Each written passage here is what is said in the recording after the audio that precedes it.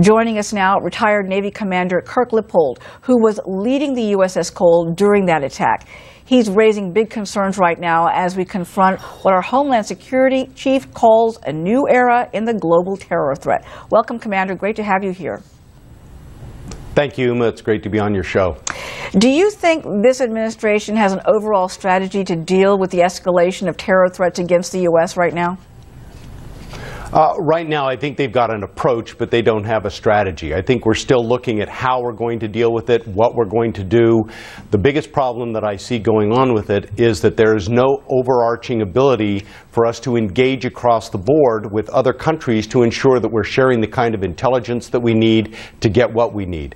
The FBI is doing a phenomenal job here domestically, which is exactly their job. The CIA is trying to get the intelligence from overseas. But once again, we've gotten into this pre-9/11 mindset. We treat it as a criminal matter instead of a war that we're actually fighting against radical Islam, where we need to ensure that both of those agencies are getting that we have the intelligence fusion we need here at home in order to safeguard American interests, not only just here at home, but Americans abroad as well.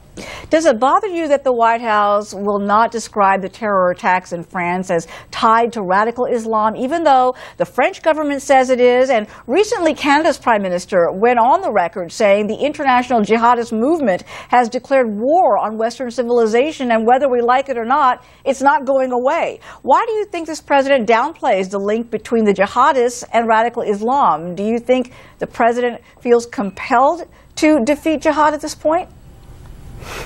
Well, honestly, Uma, I think what you're really seeing is an administration who is absolutely loath to put Islam in any title whatsoever as we fight this war against these radicals.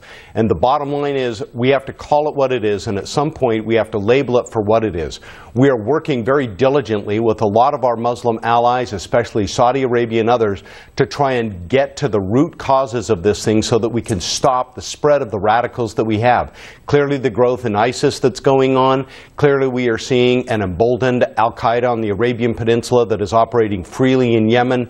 These are creating problems, and while Secretary Johnson, Jay Johnson at the Homeland Security, is worried about the lone wolf threat here at home, I think it is going to be much deeper and much broader problem than that, and we need to make sure that we're getting the kind of intelligence fusion necessary to safeguard us here at home. But I'm afraid that we are once again guarding some rice bowls, and that's not happening to the detriment of the American people.